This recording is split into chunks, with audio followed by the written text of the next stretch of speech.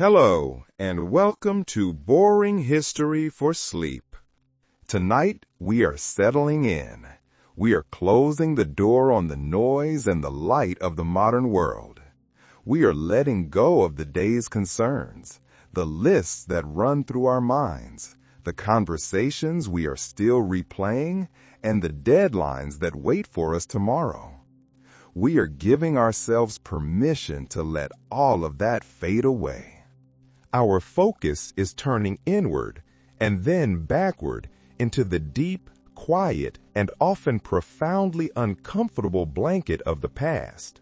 Our minds are so often drawn to history for its grandeur, its high romance. We build castles in our imaginations.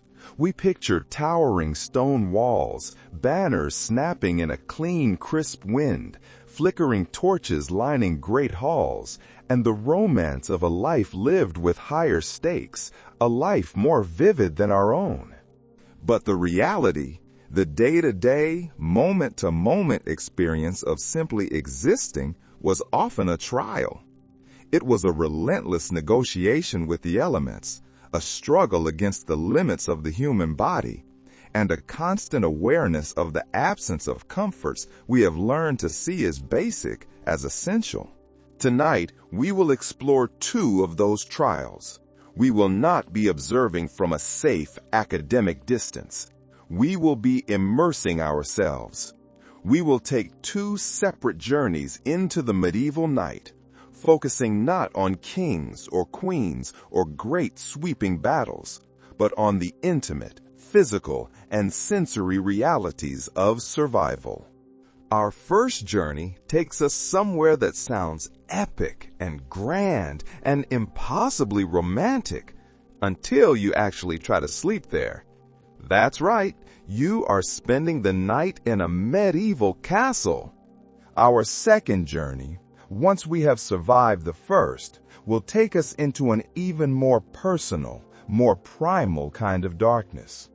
We will travel to a small, muddy village in the year 1347, and we will experience the universal, white-hot, and inescapable agony of a toothache. But first, the castle. So, dim the lights. Settle into your bed. Feel the comfort of your pillow, the gentle, reassuring weight of your blankets. Let your muscles unwind. Let your shoulders drop away from your ears. There is nothing required of you now, nothing to do, nowhere to be, except to listen and to let the story carry you where it will. Let your breathing slow. Let the world outside this room fade away. Let's begin. The romantic facade and the cold arrival. The image is set firmly in your mind, painted by 1,000 stories and films. A medieval castle, towering walls of stone, banners snapping in a crisp wind, perhaps a lute playing faintly, its melody echoing down a long hall. It all sounds impossibly dreamy, a fortress of romance and security. You arrive just after sunset. The snow outside crunches under your boots, a clean, satisfying sound in the frozen air.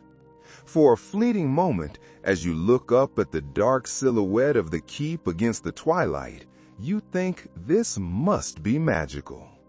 Your breath fogs in the crisp air, a perfect white cloud. Your fingers are numb, even inside your thick, fur-lined gloves, but that's to be expected. It's winter after all. You pull your cloak tighter, the wool scratching softly at your chin. You walk across the frozen bailey, past the stables and the forge. The smells of hay and horses, of cold wood smoke and old iron are long since frozen into the air. They are sharp, clean scents. You approach the great keep, a monolith of gray stone, silent and imposing. A guard, his face wrapped in wool until only his eyes are visible, nods curtly. He pulls open one of a pair of massive, heavy oak doors. The iron hinges groan in protest. You step inside, out of the wind. The second those doors shut behind you, the sound is immense. A deep, heavy thud that echoes flatly in the entryway. The sound of a vault being sealed.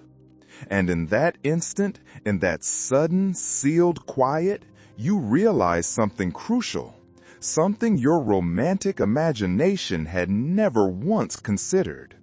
This place, this grand, imposing fortress, is colder inside than it was outside. The romance of the scene vanishes. It doesn't fade, it shatters, replaced by a dense, penetrating, and ancient chill that seems to radiate from the very stones themselves. This is your first and most important lesson of the night. Medieval castles do not do cozy. They are the opposite of cozy. You are ushered forward, and your boots clunk on the flagstone floor. The sound seems unnaturally loud, echoing up into a darkness so high above you that it feels like a second indoor sky. You try rubbing your gloved hands together, a pointless, reflexive gesture. The cold here is not the clean, crisp cold of the winter air you just left. This is a damp, heavy cold. It smells of wet stone, of centuries of wood smoke that has failed to warm anything, and of something vaguely like mildew. It feels like it has been waiting for you, settling into the corners and the very mortar of the walls, waiting for a new warm body to leach heat from. You are standing in a great hall that is, as the source so perfectly describes it, half stone, half icebox. The walls stretch high into that oppressive, unlit darkness, and in the flickering torchlight, you can see that they are weeping. They are literally dripping with moisture. The torches themselves, set into iron sconces, flicker bravely, but they are a mockery of warmth. They are points of light in a sea of cold, not sources of heat. They fail to warm even the air immediately around them. They just create dancing, exaggerated shadows that make the hall seem even larger, colder, and more alive with movement. You pull your fur-lined cloak tighter, but it's a futile gesture. The wool itself feels symbolic rather than useful. You are wearing 3 layers, and yet the true enemy of this place has already found you. It's the wind. It's alive in here. It sneaks through gaps in the masonry like it's alive. You feel it curling around your ankles, a phantom touch, a curl around your ankles and up your spine. It makes the small hairs on your neck stand on end. You shiver. Then you shiver again, a deeper, uncontrollable rattle. You've only just arrived. You are still wearing your gloves, and the night has barely begun. You stand in the center of the great hall, trying to acclimate, but there is nothing to acclimate to. The air is utterly still, yet filled with motion. It is thick and damp and cold, and yet it is pierced by these dozens of tiny, malicious, unseen drafts. The stone walls, which looked so majestic from the outside, are the enemy. They are, you realize, a heat sink. They are massive, thick, and utterly without insulation. They have been absorbing the winter's cold for months, and now they are radiating it back at you relentlessly. Castles, you must remember, were designed for defense, not comfort. The massive stone walls were built to keep enemies out. They do nothing to keep warmth in. In fact, they seem to be actively working against it. Your attention is drawn, hopefully, to the great hearth.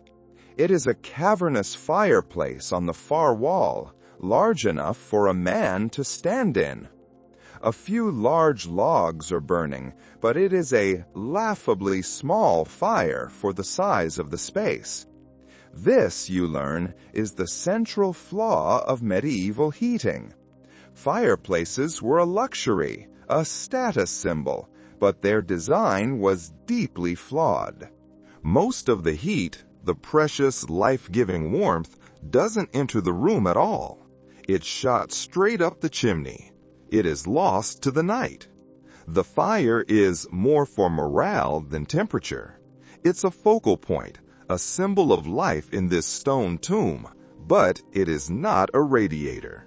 A few guards and servants are huddled near it, but they are not resting.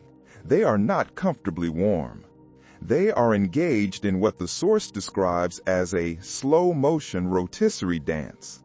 They stand with their fronts to the flame, their knees cooking, until their backs, exposed to the vast, cold hall, could still freeze a mug of ale. Then they slowly twist, rotating to give each side a brief, fleeting moment of warmth. It is a constant, wearying shuffle, a fireside waltz performed by a sad dance troupe dedicated to surviving hypothermia.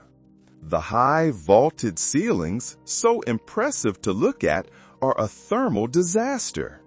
Any warmth that does manage to escape with fire's powerful draw simply fled upward like a balloon escaping a birthday party.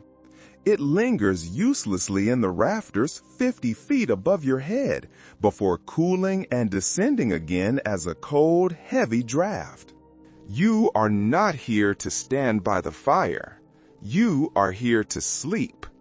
A servant, his own breath fogging in the torchlight, gestures for you to follow. Your sleeping quarters are upstairs. This sounds like an improvement, a small flicker of hope, until you realize the cold, hard logic of the situation. Heat rises only when there's heat to begin with. There is no heat here to rise. You trudge through the hall, your footsteps echoing.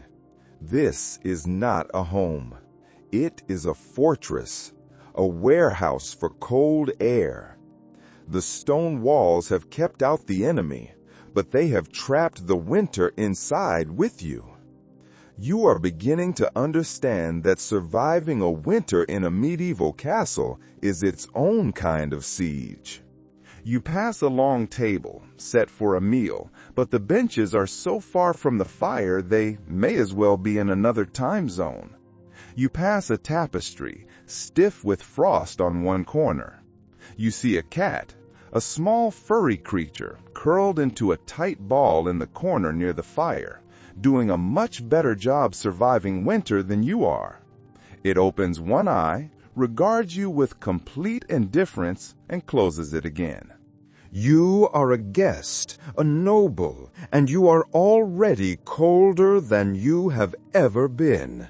The servants, the guards, the animals, they are all just unwilling roommates in the same refrigerated waiting room. You have only just started your day.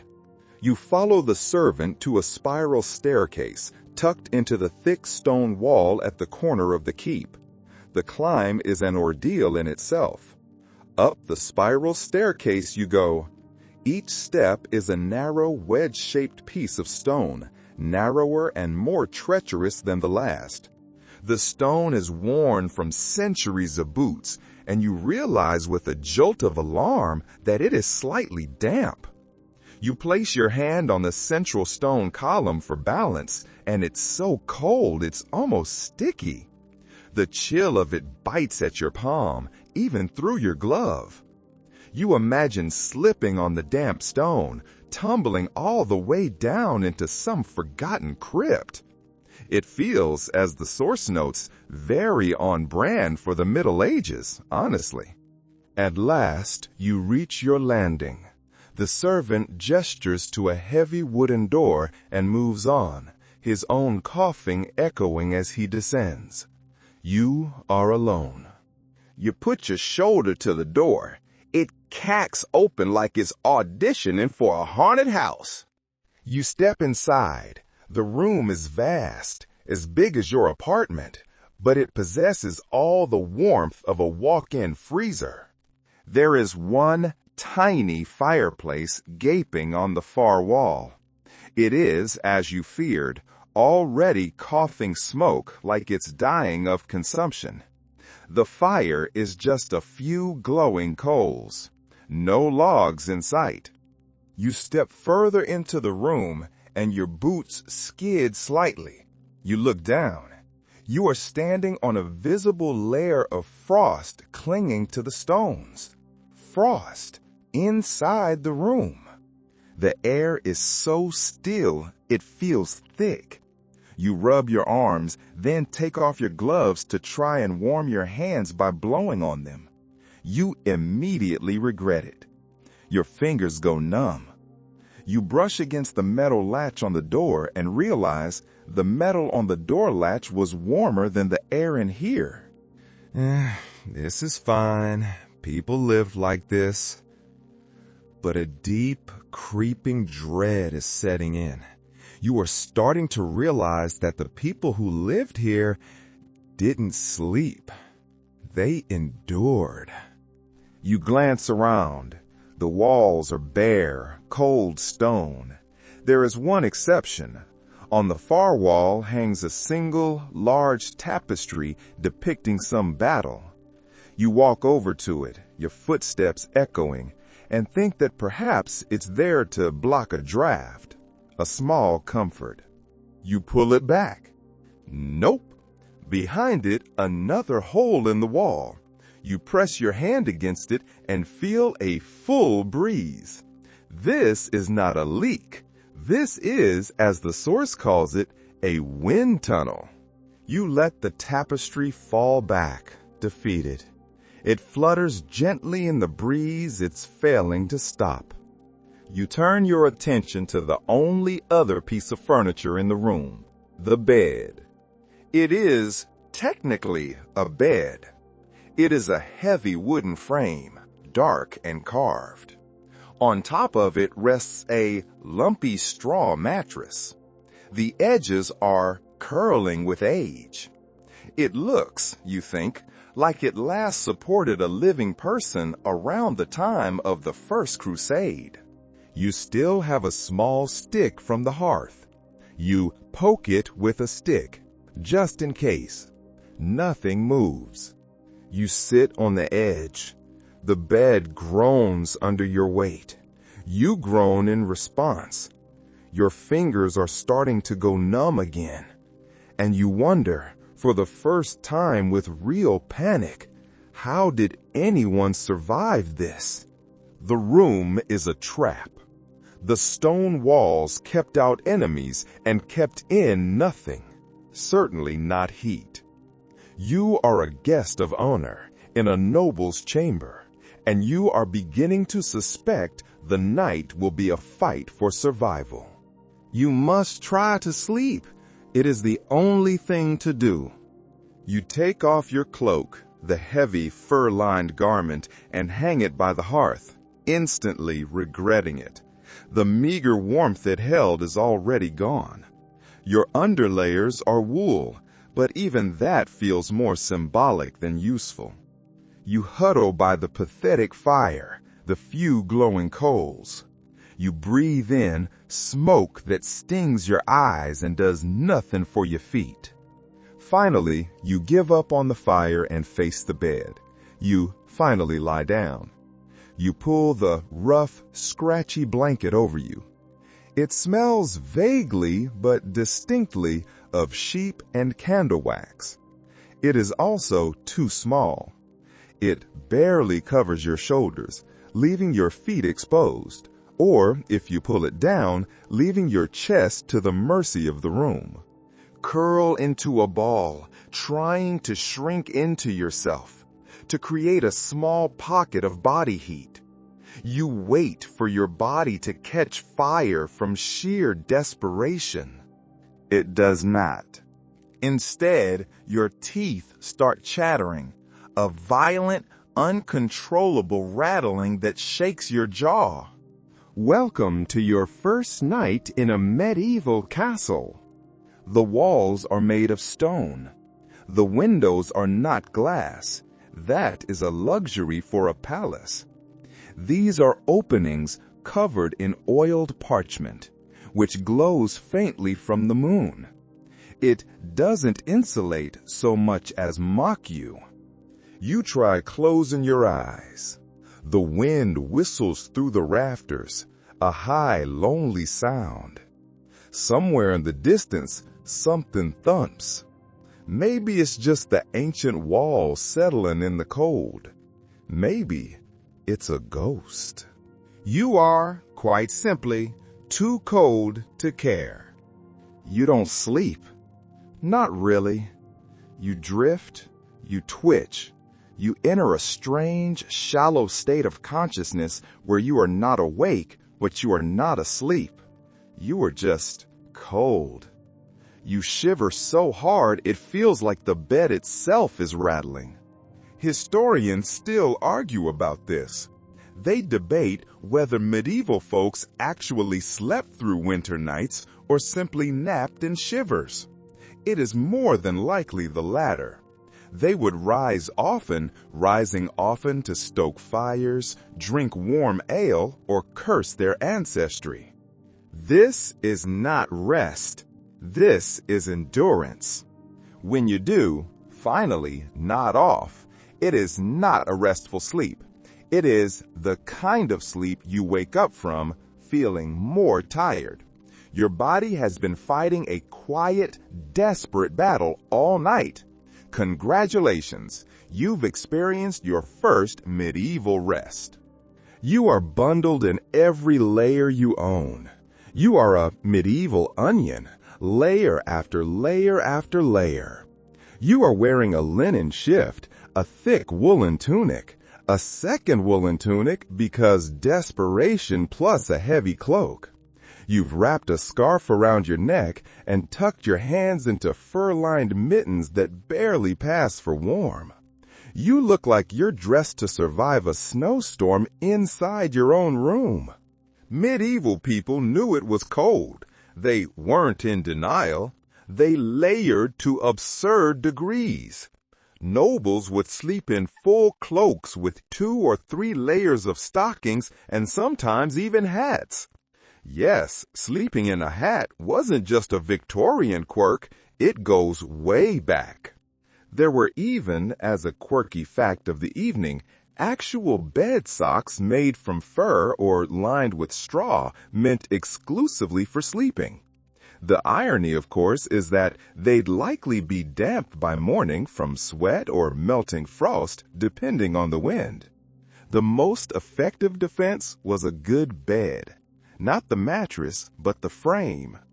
Beds often had thick wooden canopies and heavy curtains. These were not for decoration. They were helped trap body heat. When drawn, these curtains would create a small, breathable room within a room, a blanket cocoon. You, however, do not have these. You have only your scratchy blanket and the whistling wind. Your toes feel like they've been excommunicated from the rest of your body. You try rubbing your feet together. No luck. You are not resting. You are just surviving. Time doesn't exist. Time doesn't exist, only cold. Sometime later, hours or perhaps only minutes, you peel open your eyes. The room is a dim, flat gray. It might be morning. It might not be. Hard to tell. The window is covered in a thick layer of frozen fog. The candle on your side table, which you lit in a moment of optimism, has melted into a sad, cold lump of wax. Lift your head slowly. Your neck feels like it slept on a brick, which, to be fair, given the straw mattress, it sorta did. The first thing you notice, the fire is out. completely dead. You already miss it. The second thing you notice, your breath. You sit up and your breath forms a small cloud in front of your face. It is as cold in this room as it is in the courtyard. Your thin, scratchy blanket has slipped to the floor during your fitful sleep. You reach for it and your fingers brush the stone. You freeze. The stone is damp. Not just cold wet. You blink, trying to process this. During the night, moisture has crept in through the walls. The stone itself is weeping. And now that moisture is clinging to everything, including your skin. This is the secret, insidious truth of winter in a medieval castle. It's not just cold, it's wet. You are in a refrigerated waiting room. You find yourself in a small side alcove later and see a cushion on a bench. You wonder why, and then you touch it. It's damp. Of course it is. This is not the soaking wet of rainstorms, but a creeping, clinging dampness that seeps into everything and stays there. Even the air feels humid, as strange as that sounds. Your sleeves, your collar, your boots, they all hold a faint cold moisture, the kind that never quite dries. Try to process the reality of the next step. You have to get out of bed. You look over at your boots, sitting neatly by the door where you left them. They look like they've been dipped in frost. You crawl across the floor, your knees aching on the damp stone, and pick one up. It's stiff. You realize you may as well be sticking your feet into 2 meat lockers. Hiss through your teeth as you force your foot in. The icy leather tightens around your toes. The soles are stiff. There are no indoor slippers here, just pain. You stand up slowly. You try to stretch. You hear joints crackle like you've aged 10 years overnight. The cold, you realize, has seeped into your bones. You are wearing 3 layers, and you still feel like you're being punished by the air. You shuffle to the window and wipe the interior frost away with your finger. It squeaks like a scream. Outside, snow is still falling in fat, lazy flakes, blanket in the courtyard. You're not going anywhere today. You sigh. You pick up your half-frozen sock from the floor. That's not even wet anymore. It's crispy. Crispy wool, you think. That should never be a thing. As you stretch it over your foot. This is your morning. This is your reality. You are cold, you are damp, and you are just beginning your day. You are standing in the middle of your chamber. You are dressed in 3 layers. You are shivering. And then, as you shuffle toward the door, you feel it. A sharp gust around your ankles. A draft. You stop. Another one hits your back.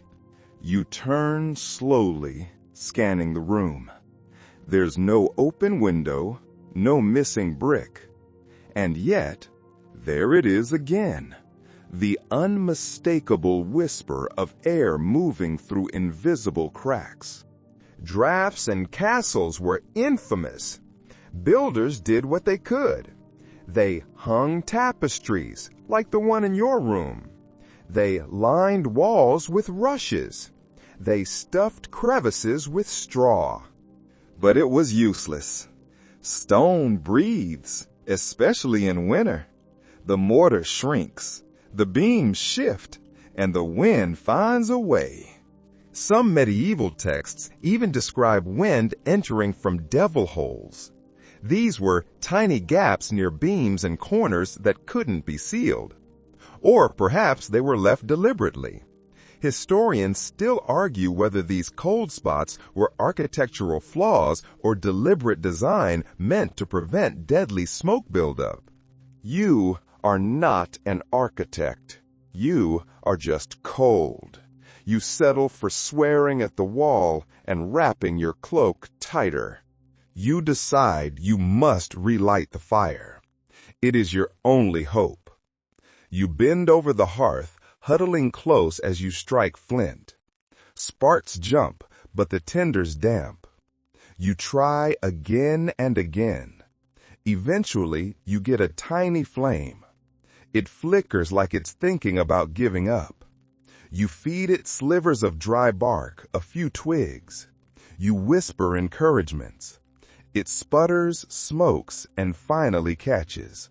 Inch closer. The heat barely registers, but it's something.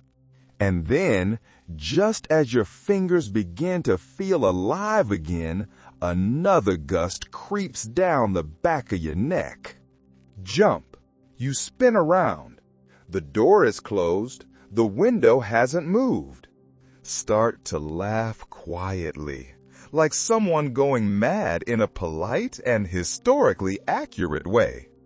This is the part where you realize you will never, ever escape the drafts. They are like house spirits, mischievous, persistent, and possibly vengeful. You sit on the edge of the bed and think about modern insulation, drywall, windows with seals. You would, at this moment, trade a royal title for a central heating system and a hot water bottle. But here, you are left with animal skins, old wool, and the deeply questionable warmth of medieval mortar. Rise and walk the room like a detective. You place your palm near the walls. They are freezing. You crouch by the floorboards and feel where the wind is squeezing between planks. One spot is actually whistling. You try to plug it with the hem of your cloak. Doesn't help. You try stuffing a bit of straw from the mattress in the corner. It blows back out. You laugh again. In a last-ditch effort, you drag the side table over and wedge it in front of the most persistent gap. You sit behind it like a child in a snow fort. It's warmer, barely. Your hands are stiff. Your ears ache. And somewhere in the castle, a door slams. The wind answers. It's everywhere. It's in the beams above your head. It sneaks under the door like fog. It even seems to come from inside the walls, as though the castle itself is exhaling. A slowly icy breath against your cheeks. You have only just started your day. You've managed to get a small, sputtering fire going in your chamber's hearth. You're huddled close, wrapped in your cloak, finally feeling a golden promise of warmth on your shins and face. But this victory comes with a new, insidious problem. The smoke. You're sitting by the fire in the great hall later, having braved the frozen trout slap of the corridor. You're doing your fireside waltz, rotating slowly to warm your front and back. The fire is roaring, and you lean in, desperate for the heat. Then, crack. A log splits, and the fire just puffs smoke directly into the room. You cough. Your eyes sting. The chimneys decided it's too cold to work today.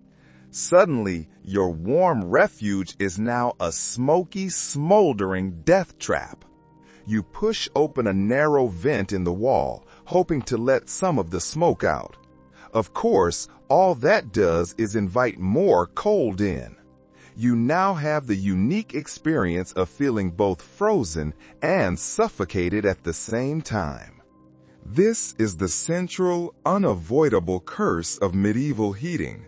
While fires were the heart of any medieval room, they were also the lungs' worst enemy. Ventilation wasn't exactly sophisticated.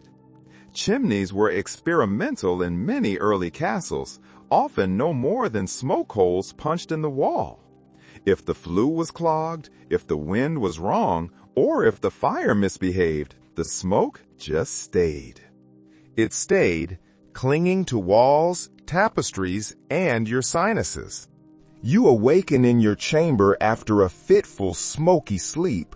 You awaken to smoke.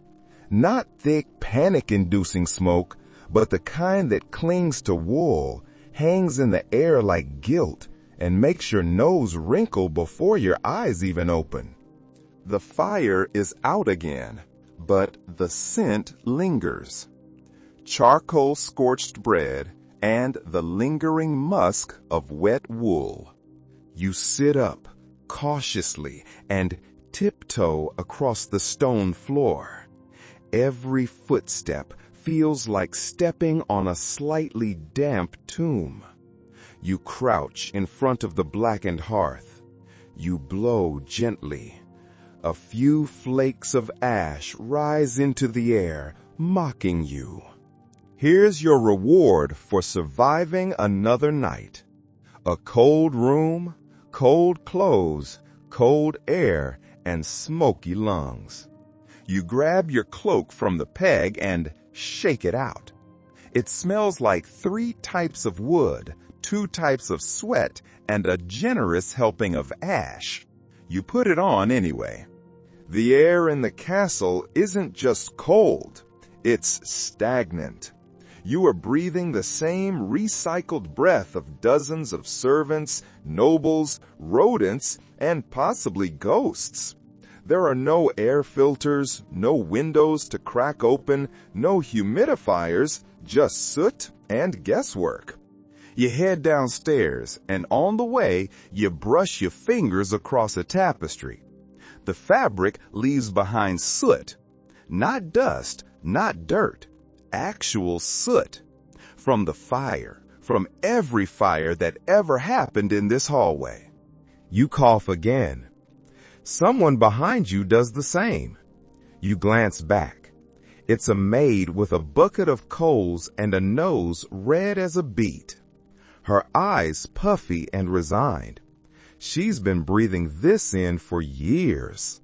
Smoke inhalation was a daily reality. There's no evidence medieval people had effective remedies for it. Some believed burning rosemary or vinegar in the hearth would purify the air.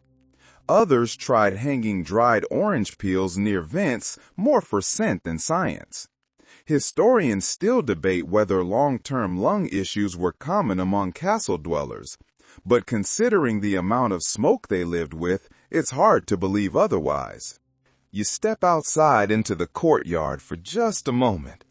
The air is freezing, but you inhale deeply because at least it's clean. Crisp, cold, honest. You exhale a cloud of steam and smile. Then the wind changes direction and you're hit in the face with chimney smoke from the kitchens. You cough again. You are slowly marinating in soot. You are huddled in your makeshift table fort, trying to conserve body heat, drifting in a cold, miserable stupor. The drafts are whistling. The smoke from the dying fire stings your eyes. And then you are roused by a new sound. A rustle. You sit up, your heart thudding. It's not the wind. The wind whistles and howls. This is a rustle, a scratch.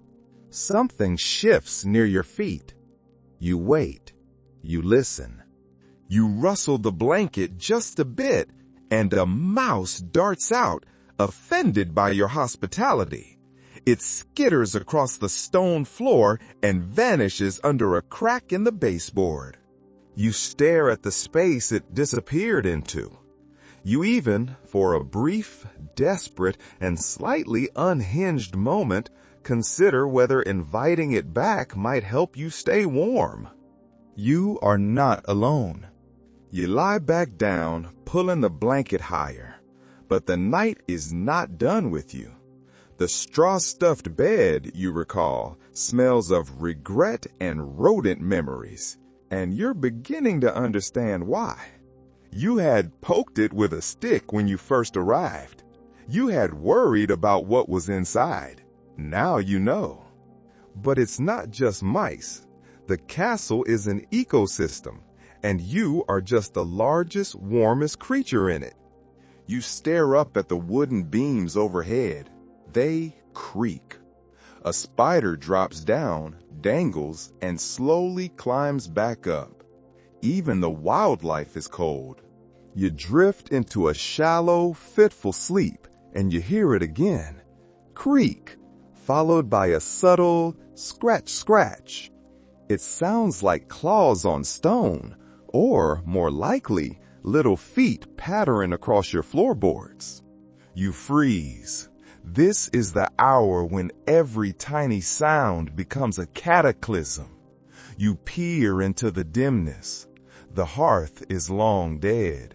Your breath is a slow ghost rising into the void. You listen. Creak, scratch, tap, tap. You are being psychologically harassed by a combination of drafts and small mammals. Medieval castles were never quiet. They groaned, snapped, and whispered constantly. The massive timber beams adjusted as temperatures dropped. The stone joints contracted, making sharp noises that echoed like distant footsteps. Add in the servants, the animals, the guards on patrol, and the occasional rodent, and your midnight concert is ready. Historians still argue whether castle dwellers grew used to the noise or simply never slept deeply. You lie on your back, listening. Your brain starts filling in the blanks. That groan in the rafters, obviously a ghost. That scraping behind the wall, definitely a rat dragging something it shouldn't. The straw mattress itself is a world unto itself. It is, you realize, not just stuffed with straw.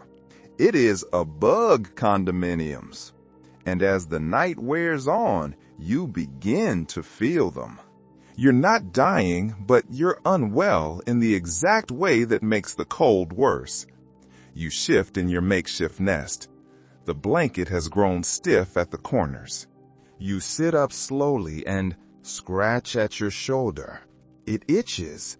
And your elbow and your neck. You stop. You blink. You scratch again. Then you pour the blanket back and look down. Bites. Tiny, red, itchy bites. Groan and flop back into the mattress. Of course this would happen. Because what's a medieval winter without insects seeking heat and using your body as their Airbnb?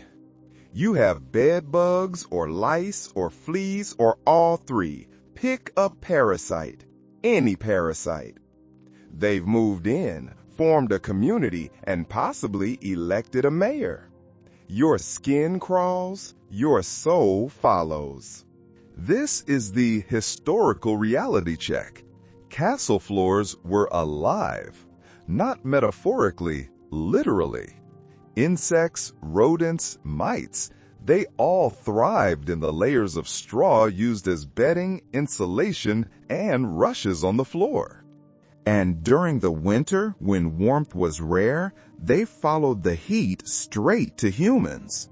Nobles used perfumed powders, fragrant oils, and even herb fill sachets sewn into clothes to fight back. But it was a losing battle. If you were warm, and especially if you were unwell, the little critters considered you a 5-star resort. Sit up again and inspect your blanket. You don't see anything, but you know they're there. You scratch your wrist. You scratch your knee. You hear a soft rustle near the floor. You freeze. Then, out of the corner of your eye, you see it. A beetle slowly trekking across the stone. You whisper to it, "You can have the mattress. I'm done. You have fought a losing battle. The combination of persistent, bone-deep cold, the creeping, clinging dampness that never dries, the lungfuls of stagnant air and soot, the profound lack of restful sleep, and the flea militia that has taken over your bedding. It is a war of attrition, and your body cannot win. It starts with a sneeze. It's not a delicate, polite sneeze. It is a full-body, soul-exiting blast that echoes off the stone like a tiny explosion of despair. Wipe your nose with what might have once been a clean cloth and sigh. There it is, the moment you've been dreading. You're officially sick. Your throat feels raw. Your head is heavy. Your eyes sting. You're not dying, but you're unwell in the exact way that makes the cold worse. And the cold was already unbearable. The insects seemed to know. If you were warm, and especially if you were unwell, the little critters considered you a 5-star resort. You are now a warm, stationary target. You are exactly where disease wants you. Cold, exhausted, sleep-deprived, and surrounded by questionable hygiene. And in a medieval castle, being sick wasn't just unpleasant, it was a gamble. There were no antibiotics, no immune-boosting smoothies, no vitamins, unless you count scurvy prevention via stale cabbage. If you caught something, you waited, you hoped, you lit a candle, you bribed a priest. The prevailing medical theory of the day centered on bad humors. People in the Middle Ages believed cold, damp air was a major cause of illness.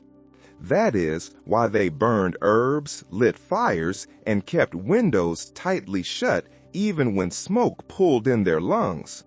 And here you are proving them right or wrong, or both. Cough, and this one sounds different. Wet, deep, personal. You lean back, mouth open, letting your breath fog the air. You are a dragon, a sad, diseased dragon wrapped in a blanket that may or may not still have bugs in it. You're hungry too. But the thought of trudging to the kitchen for another bowl of root stew makes you want to cry. Here's your daily historical fact. Being sick in a castle didn't mean you were treated better. If you were important, they might send for a physician, but most physicians were trained in astrology and guesswork. You'd be prescribed warm beer, leeches, purgatives, or possibly being bled near the full moon. Historians still argue whether any of these methods helped or if recovery was pure luck, a coin toss with death. Some people miraculously got better. Others went to bed with the sniffles and never got up. You are hoping not to be the second kind. You rise again, this time successfully, and make your way back to your chamber. Every step is heavy.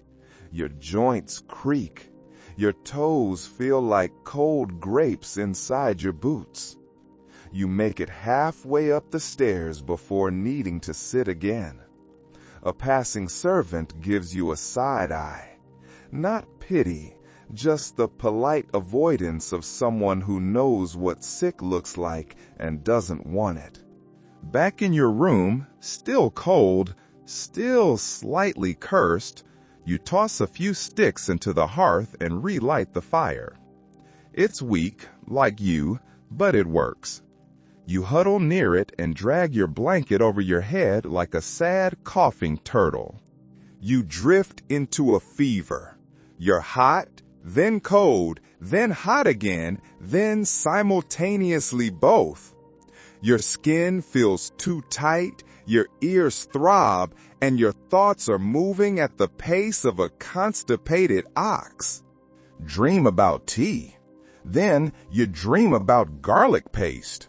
Then you dream you're being bled by a monk in a hallway. You wake up to your own snoring. The fire's gone out again. Of course it has. Your nose has become its own ecosystem. You are having the most historically accurate cold of your life, and somehow that makes it worse. You lean against the wall, eyes fluttering shut, and you wait for morning or medicine or a miracle. You are at your lowest point. You are feverish and swaddled like a deranged snowman. You are sick, itchy, and freezing in your grand noble chamber. You have to move. You have to find warmth. You remember the servant you saw earlier? The one who was coughing into his sleeve, but didn't seem to be freezing in the same way you were. You drag yourself out of your room, pull your cloak tighter, and down the corridor. You're not sure where you're going. You just know it has to be somewhere else. You're not sure where you're going. You just know it has to be somewhere else. You're chasing a bit of circulation. You wander, dragging your feet as if slowness might delay the return to misery. And then you hear it. Laughter, muffled, distant, but unmistakable. It's not an everyday sound around here. In fact, it's rare enough that you stand up and follow it like it's the last cheerful breadcrumb on earth. It leads you past a draft that feels personally targeted at your ankles, and down a narrow staircase leading down to the servants' quarters. Hesitate, then descend. And suddenly you get it. It's warmer here. Not cozy warm, but warmer. You feel the difference immediately. The air is denser, smells like sweat and yeast and drying laundry. Not ideal, but a welcome break from smoke and mold. Peek into the hearth room. There's a group of people gathered around a low fire. 2 women are mending clothes. A boy is peeling root vegetables. An older man is playing something like a flute made of bone or wood. Someone chuckles. They don't see you at first, and you realize they're not cold, not like you are. And you see why. Their walls aren't stone. They're wattle and daub, simple and humble, but far better insulated. They don't have high ceilings, bleeding heat into the rafters. Their fire is close and their bodies are closer. Here's the irony and your historical lesson of the day. Nobles often suffered more in winter. Their majestic rooms were larger, their ceilings higher, their walls more impressive and more impossible to heat. Meanwhile, peasants and lower servants often fared better. Their smaller rooms, low ceilings, and simple fireplaces kept the warmth in. Historians still argue whether this meant the lower classes actually enjoyed better rest during cold seasons, but in moments like this, the evidence is steaming in your face.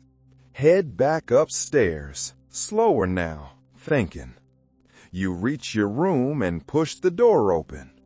The air hits you like a slap, cold, gray, and vaguely sarcastic.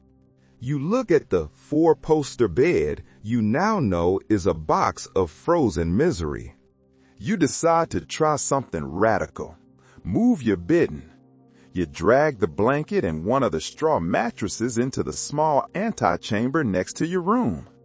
It's cramped, low ceiling with a single shuttered window and no fireplace, but it's also noticeably less drafty. You shove a bench against the door, prop a cushion against the crack in the floor, and curl up in your new nest. Is it elegant? No. Is it medieval survival genius? Absolutely. You warm up faster. The air doesn't move. You can still hear the castle creaking, but it's muted now. You pull the blanket over your ears, smile, and feel, if not content, then proud. You have survived. You found the warm corner. The castle, you have learned, is a trial of the environment, a war against the elements, a slow, cold, damp, itchy, smoky misery. But the medieval world held other, more intimate agonies. Agonies that came not from the outside, but from within.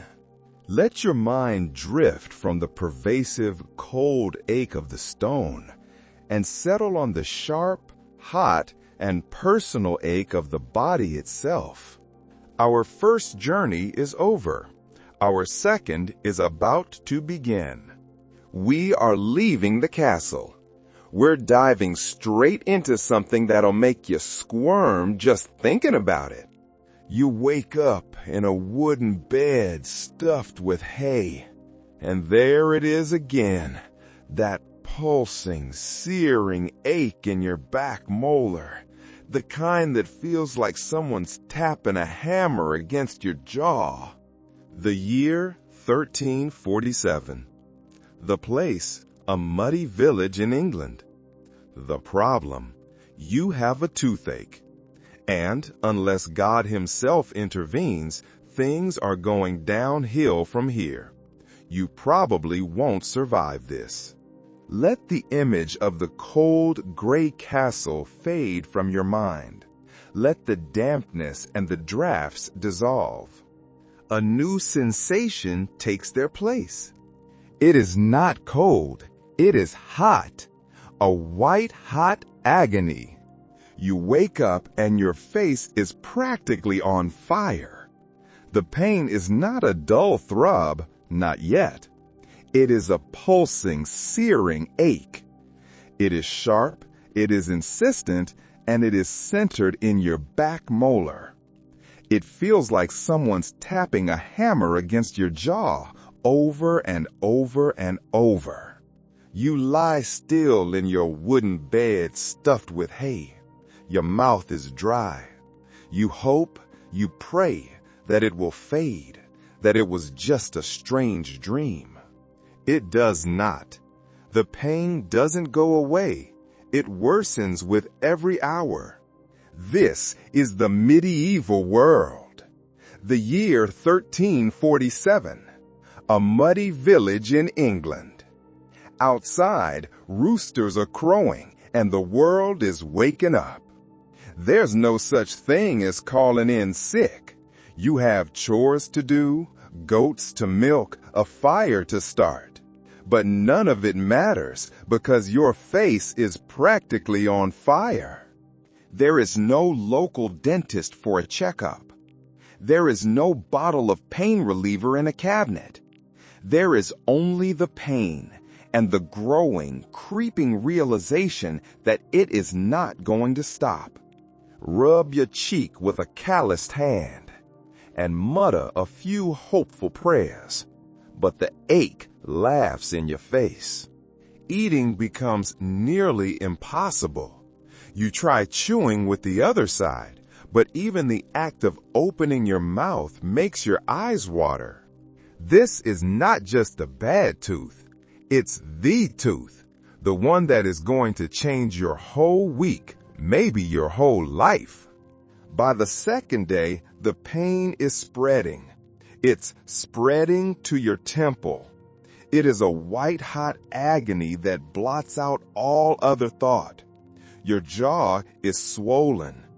By the third day, you can't sleep at all. The pain constant and your patience gone. You are groaning like a dying ox, and even the dog avoids you.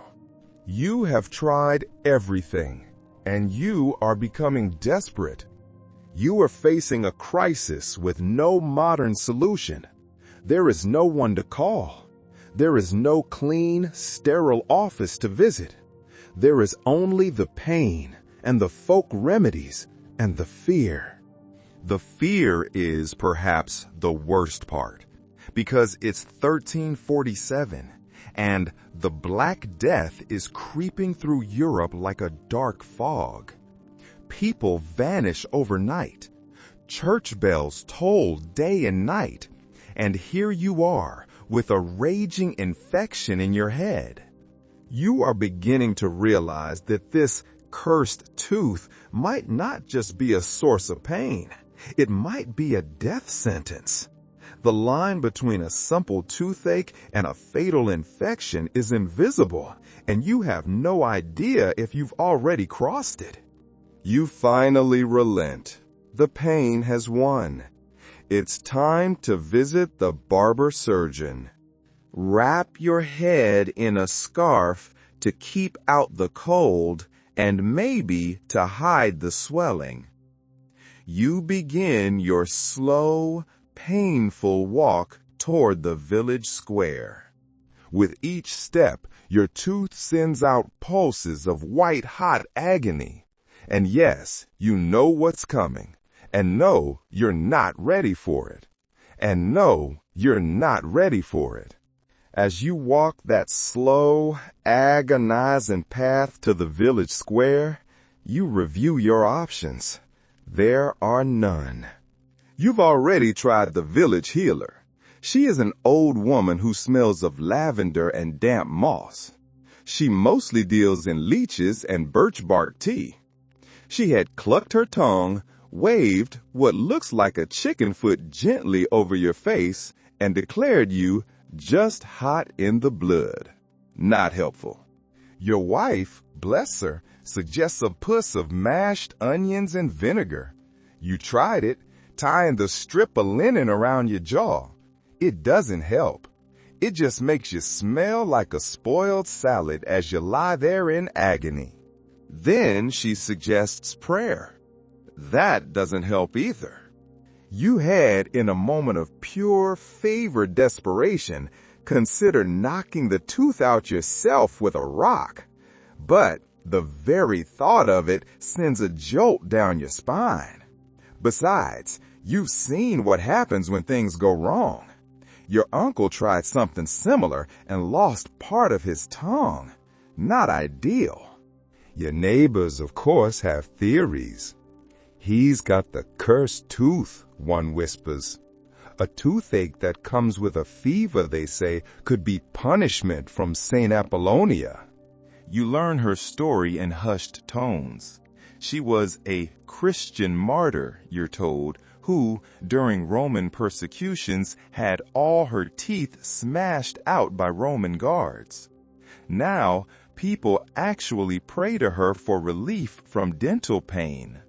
The dark irony of this is lost on you. You are in too much pain to appreciate it. But the most common theory, the one the blacksmith mentions with a shudder, is worms. The toothworm theory. This was the accepted science of the day, from ancient times all the way into the 18th century. The belief was that tiny, squirming creatures burrowed into your teeth and gnaw away at the roots, causing the agony. Can't see them, of course, but you can feel them wiggling, biting, breeding. Cures were all based on this premise. You had to expel the worms. The most common method was ritual smoke inhalation. People burned specific herbs, henbane, mustard seed, even poppy. They would inhale the smoke through a hollow reed, believing the heat and stench will drive the worms out. If you hear a pop, your neighbor says solemnly, that's one leaving. It was, of course, just the seeds popping in the heat. Other, more desperate, fringe remedies existed. There were whispers that if you kissed a donkey on the snout, your toothache would vanish. Even minor noble households occasionally kept donkeys for health. Some fringe remedies suggested rubbing your gums with crushed earthworms mixed in wine. Yes, worms.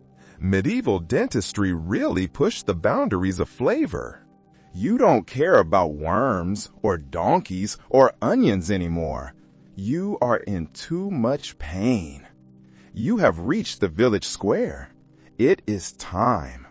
Your neighbor suggests the man with the knives, which sounds promising until you realize that's the barber. You arrive at the village square just as a breeze kicks up, flinging your scarf back and exposing the swollen side of your jaw. It's red and puffy like an overripe fruit ready to burst. Feel the eyes of passers-by on you, some concerned, some amused. One kid points and whispers, "Witch's tooth," before being yanked away by his mother. And there, in the center of the square, stands a small timber-framed hut. A faded sign swinging overhead, a bowl of razor, and, if you squint, what looks suspiciously like a tooth. Air smells of wet hay, sweat, and boiled herbs. This is where you'll meet your fate. This is where the barber surgeon lives. Because in the Middle Ages, your local barber wasn't just giving bowl cuts. Nope, he was your multitasking medical man. Need a shave, a bloodletting, a tooth pulled? Same guy. The iconic red and white barber hop pole, still seen today, is a throwback to the blood and bandage days. Red for the blood, white for the bandages. These men, you must understand, didn't go to medical school. Medical school, which didn't really exist in any modern sense anyway. They trained through apprenticeships. They watched older barbers work and learned through trial error and the occasional screaming peasant. But here is the strange part. They were often more trusted than university-trained physicians. Those physicians were obsessed with the humors and more likely to tell you to sniff a tulip than pull your rotten tooth. The barber surgeon was a man of action. He got things done. You push open the door. He is not a man you describe as gentle. He is built like an ox with thick arms and a permanently furrowed brow. He greets you not with words, but with a grunt. He motioned to sit on a three-legged stool beside a window. The light pours in, making the moles of dust swirl like nervous spirits. He takes one look at your face, tilts your chin with two thick fingers, forcing your mouth open. He peers inside. "Back one," he mutters. You nod. He snorts. That's all the diagnosis he needs. He moves to a shelf behind him. You hear clinking. When he turns around, your stomach drops. He walks to the wooden table beside you. He laid out on the wooden table his tools. This is the moment your mind screams, "Run!" But your legs are lead. Your tooth is pulsing with a white-hot agony. You are trapped. Trapped by the pain and trapped by the lack of options. The barber sees your hesitation. He grunts again and gestures toward the stool more firmly. You sit. You are sitting on the three-legged stool, the dusty light from the window illuminating the scene before you.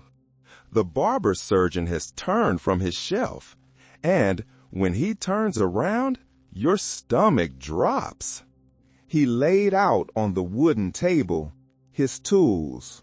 There is no sterile metal, no disposable gloves, just a cracked leather roll that he has unfurled. Inside is a menagerie of metal objects that all look like they were invented by someone who hated mouths. You see them one by one glinting in the dusty light. There is the dental pelican. It is named for its beak-like shape. It is a terrifying-looking device, a long piece of metal with a curved hook and a fulcrum. It is used to hook under the tooth and lever it out sideways. The thought of that lateral pressure on your already screaming jaw makes your blood run cold. There is the tooth key. It looks like a corkscrew mated with a crank handle. It has a metal shaft, a handle, and a small swiveling claw at the end. It is designed to twist the tooth free from its socket. And then there are the pliers. They are not the delicate, precise pliers of a modern dentist. They are crude and pitted, with a hinge that squeaks when he opens them. They look more suited to a blacksmith's forge than a human mouth. And you notice something else. The something else that pushes you from fear into pure terror. They haven't been cleaned since ever. There is dried blood on the handles. There are bits of lint. There is, you are fairly certain, what might be a fingernail stuck in the joint. Your heart is racing so fast, it feels like a trapped bird in your chest. The barber picks up a pair of the crude pliers. He pours a little wine over one of them. He wipes it with a cloth that used to be white, but is now a dingy, stained gray. There, he mutters, more to himself than to you. Sterilized, Middle Ages style. He turns to you. He sees the panic in your eyes. He grunts again and gestures toward the stool more firmly. You sit. You want to run, but your legs are lead. Your tooth, now pulsing like a war drum, roots you in place. You are trapped. Trapped by the pain and trapped by the lack of options. As you sit, you notice something even more unsettling. The floor is stained. Deep brown-red patches where others bled and squirmed and maybe didn't make it. In some towns, barbers advertised their surgical services by hanging strings of pulled teeth outside their shops, like macabre garlands. Imagine walking down the street and seeing a line of myrrhs gently clinking in the wind. This man needs no such advertisement. His reputation and the stains on his floor speak for themselves. He has made his choice. He selects the tooth key. Great, that one involves twisting. He muttered under his breath. Something about firm roots. You're not sure if he's admiring your dental strength or preparing himself for battle. He steps towards you, the tool in his massive hand. You are sitting on a three-legged stool. Your heart races. The barber surgeon steps forward, the tooth key in his hand. He pulls out a leather strap. He starts tying your wrist to the chair. Standard, he mutters.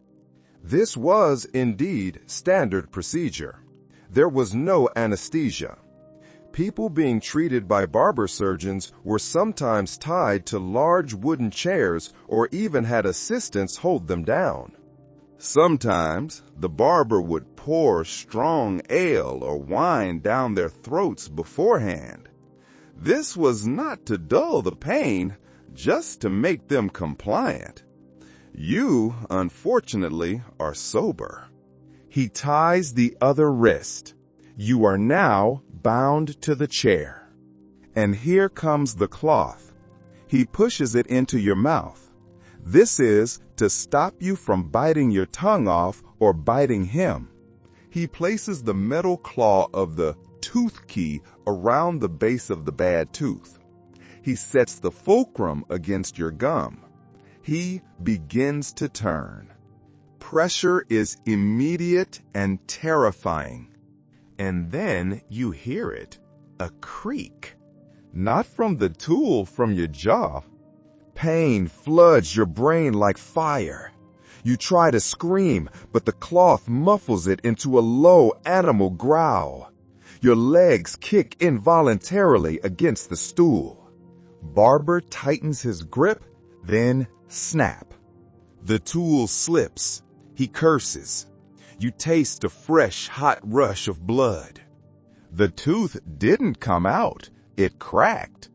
Sobbing silently, violently. Blood is filling your mouth. He wipes his brow. He reaches for the pliers now. Second try. No, please, no. But there's no escape. Your arms are bound. Your mouth is a crime scene. Your options have narrowed to one. Survive it.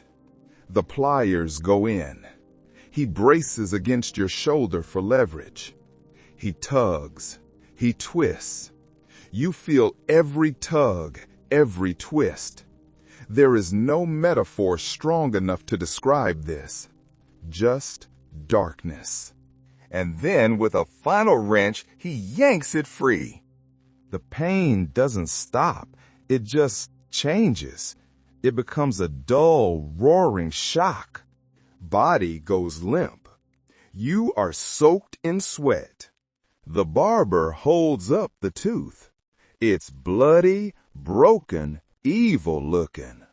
Congratulations, you've officially made it through medieval dental surgery. This was the reality. Historians still argue whether barber surgeons were necessary heroes or reckless butchers. Some records praise them for saving lives and offering care to the poor. Others paint them as opportunists with sharp tools and no mercy.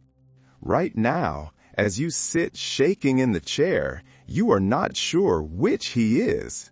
You are just glad it is over. The barber drops the bloody fragment of your tooth into a small wooden bowl with a dull clink. It rolls once, then settles like a war trophy. You watch it, dazed, as if it's still connected to you somehow, as if your soul hasn't quite caught up with the sudden violent extraction.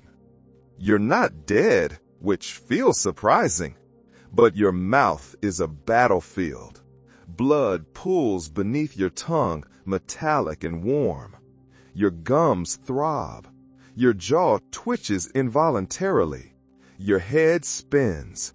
You try to sit up straight, but your spine has become jelly. Barber unties your wrists casually, like a man unstrapping a saddle. You hear him hum. He takes a piece of cloth from the table, the same stained, formerly white cloth. He pours a bit more wine on it. This time he folds it and gently presses it against the raw crater in your mouth. Woos, but he shushes you kindly almost. He then ties the cloth in place with a strip of leather wrapped under your chin and over your head. Fashionable, not quite, medieval dental chic. You'll bleed for a while, he says flatly. Don't spit too much. Rest your tongue. You nod slowly. The world tilts a little to the left. And just when you think it's all over, just as you're preparing to stand on your jelly legs, he pulls out a small brass bowl and begins to mumble.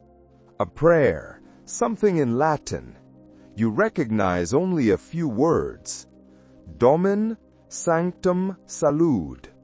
He flicks a bit of wine into the air. Then on to you. Great. You're being blessed or cleansed or cursed. Because here is the thing. Pain and religion in the Middle Ages went hand in hand.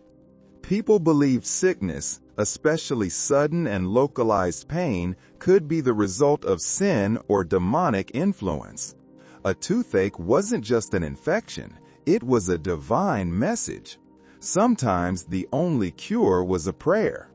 Other times it was a tooth yanked out with pliers and then a prayer just to be safe. Many barber surgeons incorporated religious ritual into their work, especially in rural areas where superstition and medicine blurred. The boundary between healer and holy man was flexible, and patients often demanded a bit of both. As a fringe tidbit, in some parts of medieval Europe, healers believed placing a frog in your mouth could draw out the tooth spirit that caused Cain. The frog obviously did not appreciate this. The barber steps back, satisfied. You try to thank him, but your voice is a squelched mumble. You reach for your pouch with a shaking hand and hand over the coins. It's not much. He doesn't count it. Outside life goes on. The village square is loud with bleating sheep, laughing children, clanging hammers. But for you, everything feels muffled, like you're underwater. Stumble out into the daylight, hand pressed to your cheek. People avoid your gaze, not out of rudeness, just custom. No one likes to see someone freshly butchered. It reminds them it could be them next. Back at your cottage, your wife gasps when she sees you. "God's bones!" she cries, rushing to help you inside. She props you on a bench near the hearth. Your children peek around the corner, eyes wide. Tilt your head back and close your eyes. The compress itches and your head is pounding. But somewhere deep inside, a sense of relief begins to bloom. The monster tooth is gone. But as you drift, a thought occurs to you. The barber never washed his hands. Wake up to bird song and a dull, pulsing pain. Your mouth tastes like iron, spoiled cabbage and a faint hint of regret. You have survived the chair. Now you must survive the cure. You shuffle to your mirror while a polished bronze plate nailed to the wall and peer inside your mouth. The gap where the tooth used to be is dark and gory. You're pretty sure there's still something lodged in there. A bit of cloth maybe, or a sliver of bone. You poke it with your tongue. Bad idea. You're not alone in this misery. Everyone you know over the age of 30 has missing teeth. Smiles are mostly gummy. Whistling is hard. Bread must be soaked in ale before chewing. Tooth loss was a grim rite of passage. But your worry is more immediate. The memory of the barber's unwashed hands, the dried blood on the handles of his tools, haunts you. And then one morning, a neighbor bursts into your home without knocking. He's panting. "The plague," he wheezes, "in the next village. 3 dead already." Sit up too fast. Your head swims. Plague again. It's 1347. Remember, the Black Death is creeping through Europe like a dark fog. People vanish overnight. Houses are boarded shut. Church bells toll day and night. And here you are with an open weeping hole in your mouth, prime real estate for infection. This is the central, terrifying link between tooth infections and deadly illness. If your wound festers, if bacteria from your gums enters your bloodstream, you could fall ill in days. And no one would blame your molar. They'd blame bad air witches, sin, or perhaps your grumpy cat. Wrap your scarf tightly around your head and mouth, not because it helps, but because it feels like it might. It's a shield against the creeping dread that is life in the Middle Ages. Your wife boils everything. Blankets, clothes, your ragged scarf, hoping heat will drive out sickness. She sprinkles lavender around the doors and hangs rosemary in the rafters. But there's a problem. Your jawline is starting to swell again. Not as bad as before, but it's tender, hot, and smells faintly like cheese. not the good kind. Press your fingers against it. Your vision blurs. You wonder, is this the plague or just a bad recovery? This was the great scholarly debate. Historians still argue how often dental infections triggered systemic illness during plague years. Some argue that open wounds and poor hygiene made any kind of oral surgery a gamble. Others suggest that in the chaos of pandemic life, dental pain was low on the list of worries, just another miserable fact of medieval living. This was the fate described in the source of a boy, maybe 16. He arrives at your door at dusk, draped in a blanket, lips cracked, eyes glossy. He mumbles something about a tooth, then he collapses.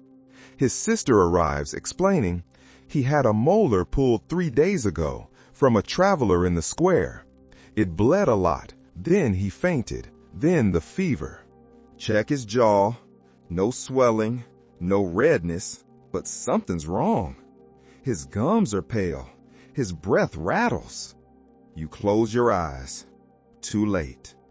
This is septemia, a systemic infection that could spread to the brain, heart, or lungs within days. His gums are gray now. His breath is turning sour, bone deep. On the 3rd morning, he dies, quietly before dawn. This is what you are afraid of. You remember the stories of people who bled from the gums, coughed up blackened blood. You lie there chewing mint leaves and staring at the ceiling, wondering if the barber's filthy tools have sealed your fate. If the cloth he tied around your face was the medieval version of a goodbye kiss. You do not die. The feverish heat in your jaw subsides. The swelling goes down. The dull pulsing pain becomes just a dull ache of something healing. You can finally open your mouth more than a sliver without wanting to scream. You are healing, but you are haunted by what caused it. One evening, you are well enough to shuffle outside. You go to the tavern just to be around the living. And that's the thing about pain in the Middle Ages. There's rarely relief. There's only endurance and sometimes distraction. You were at the tavern when you overheard the blacksmith say, "You know what causes toothache worms?" You nearly spat out your drink, toothworms. You thought he was joking. He wasn't. Turns out, most of the village and apparently most of Europe believes this. The idea is that small squirming creatures burrow into your teeth and gnaw away until you're in agony. Can't see them, of course, but you can feel them wiggling, biting, breeding. This, you discover, is the mainstream historical fact. The toothworm theory was widely accepted from ancient times all the way into the 18th century. From Babylon to Paris, people believed that tooth decay was caused by tiny living worms inside the tooth. It sounds absurd to our modern ears, but it was an attempt to explain the unexplainable. It was an externalization of internal suffering. It was easier to blame a tangible, living enemy than to accept a random, invisible agony. And people claimed to see them. Some even claimed to see them squirming when a tooth cracked open, most likely mistaking decayed pulp or nerve endings for creatures. Cures, naturally, were all based on this premise. You had to expel the worms. In your village, the cure for toothworms is as weird as the diagnosis. People burn specific herbs, henbane, mustard seed, even poppy. They would inhale the smoke through a hollow reed, believing the heat and stench will drive the worms out. If you hear a pop, your neighbor says solemnly, "That's one leaving." It was, of course, just the seeds popping in the heat. Here's your fringe tidbit. In parts of Scandinavia, people treated toothworms by blowing powdered frog bones into the mouth with a hollow tube. Not for the faint of heart or frog. Decide to visit the healer again. Not because you think you have worms, you hope, but because you're curious. You ask her if she really believes in toothworms. She shrugs. I've seen too much to doubt. I've seen people scream for days, and then the pain just vanishes like something crawled out in the night. You ask if she has ever seen a worm. She pauses. No, but I've heard them. Leave her hut more unsettled than when you arrived. This belief is central to the scholarly debate. Historians still argue whether belief in toothworms was a genuine attempt to explain pain using observation or just a convenient explanation for something no one could prove. Some say it was symbolic. Others think people just wanted something to blame. You sit on a fence post later that day, watching the children play. One of them is pretending to be a barber surgeon, chasing the others with a stick and shouting, "Hold still, I see the worm!" The others scream with delight and pretend to faint. You chuckle, then touch your jaw. Still a little sore, but toothworm-free as far as you can tell. You are healing. The terror of the plague and the infection has subsided. You are left with a dull ache and a new, gaping hole in your mouth. But now that the immediate, blinding pain is gone, something stranger has taken its place: superstition. It's not just the toothworms. Suddenly, it seems like everyone has an opinion on how to prevent dental doom. Old Martyr swears by chewing raw garlic every morning. The tanner says you should never sleep with your mouth open or the night spirits will crawl in. And then the village priest. He suggests something more divine. Pray to Saint Apollonia, he tells you one afternoon, placing a gentle hand on your shoulder. She understands tooth pain. She died from it. Blink.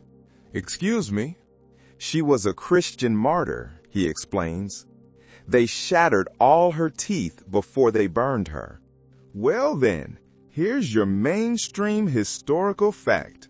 Saint Apollonia, a 3rd century Christian martyr, became the patron saint of dentistry and toothaches. According to legend, Roman persecutors knocked out her teeth during torture, one by one, demanding she renounce her faith. She refused, and she willingly leapt into a fire to avoid renouncing her faith.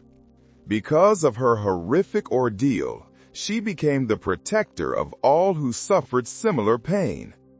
In medieval Europe, people prayed to her when suffering from dental pain, and her image often included pincers holding a tooth. Try it.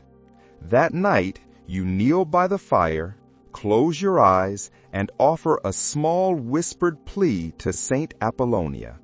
Your jaw aches less the next morning. Coincidence? Possibly. But in this era, coincidence and divine intervention are pretty much interchangeable. You notice a small wooden icon appear in the church the following week. A carved image of a woman holding pliers and a single tooth. Apollonia. People leave offerings at her feet. Coins, cloth, little scraps of bread. One child leaves a baby tooth carefully wrapped in string.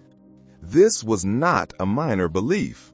As a fringe tidbit, some believers in the late Middle Ages began wearing tooth-shaped amulets engraved with prayers to Saint Apollonia. These charms, often made of silver or bone, were thought to prevent pain or bring healing. In certain regions, people believed just saying her name during an ache could dull it. Wife notices your fascination and surprises you with a small token carved from deer antler, a crude but charming little figure. She's watching over you now, she says with a wink. You hang it above the hearth. This brings us to the scholarly debate. Historians still argue whether medieval saints were seen more as divine helpers or magical intermediaries. Some academics frame this devotion as early folk Christianity, where faith blurred with superstition. Others view saints like Apollonia as crucial figures in a world with limited medical understanding. She was a way to anchor hope when pain was constant and help was rare. Either way, you get it now. It's not about whether it works. It's about feeling like something is on your side. Someone, somewhere is listening when your jaw throbs at midnight and you can't remember the last time you slept well. Spend the next few days collecting stories. The butcher once boiled his tooth in me and drank it. The shepherdess used to hum a certain tune, swearing it scared the worms away. The miller simply pulled out 3 of his own teeth with a knife because better to lose them on your terms. They tell these tales with pride, horror, and humor all mixed together. You realize now everyone has a tooth story, and yours is finally becoming just that, a story. Not a wound, not a crisis, just something that happened. A week passes. Your jaw still aches on cold mornings, and your tongue still wanders to the empty socket out of habit. But the bleeding has stopped. Your breath no longer scares the chickens. You can drink wine again. In other words, you're back. But one thing has changed. Word has spread through the village, and now people keep stopping by your door. Not with casseroles, but with questions. What did it feel like? Did you see your soul leave your body? Was it worse than stepping on a rake? You start to feel like a local oracle of pain. People huddle near your fire, clutching their jaws, desperate for advice. You give them what you can: salt water, cloves, courage. This was the mainstream historical fact of medieval health. Communal knowledge spread not through books, but through stories. Oral history, gossip, folktales, and exaggerated retellings shaped how people understood illness and recovery. If someone survived a painful procedure, they became the dacto expert on that ailment. You, dear listener, are now the tooth man. Even Lady Marjorie, from the manor house beyond the orchard, returns. She leaves a small linen pouch on your doorstep. Inside, a silver ring shaped like a tooth. No note. Thanks, perhaps, or solidarity. Later, your wife laughs. You've become the village dentist. You protest, but then the miller's apprentice shows up holding his jaw, and, well, she's right. You don't become a barber, not a surgeon. Just someone with one less tooth and a head full of hard-won advice. But that's how most healers begin, isn't it? With pain and patience and a little bit of luck. And so we leave you by your hearth. The fire burns low now. Your hands rest in your lap. Still, the tools are clean. The room is warm. Outside, snow begins to fall. You hear it before you see it. A hush.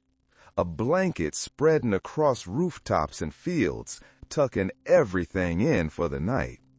Your breath slows. You remember the first time you felt that ache deep in your jaw like thunder trapped beneath your teeth? It seemed endless then, but everything ends, even pain, even winter. Somewhere in the village, a child is sleeping with a new gap in her smile. A man rolls over without waking for the first time in days. A woman breathes through her nose again, softly, at peace. You've journeyed with us twice into the medieval night. You felt the biting, damp, and relentless cold of a stone fortress. A cold that seeps into your bones, that brings with it drafts and smoke and dampness and the itching, crawling misery of insects. And you felt the hot, sharp, and intimate agony of a cracked tooth. You've sat in the barber's chair, tied down, and endured the terror of his unwashed, crude tools. These stories are not just history. They are a quiet reminder, a reminder of the world we've built and the comforts we so easily, so quickly forget. Feel the bed beneath you, the softness of your pillow, the gentle, even warmth of the room you are in. There are no drafts whistling through the walls, no mice rustling in your mattress, no frost on the floor. Your teeth are quiet. There is no need to pray to a saint to make an ache go away.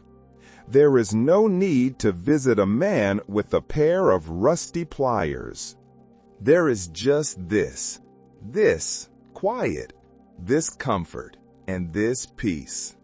The past is a fascinating place to visit, but it is a gentle, wonderful thing to be able to leave it behind when you are ready. You are safe. The pain is gone. The cold is outside. Let your jaw unclench. Let your body grow heavy.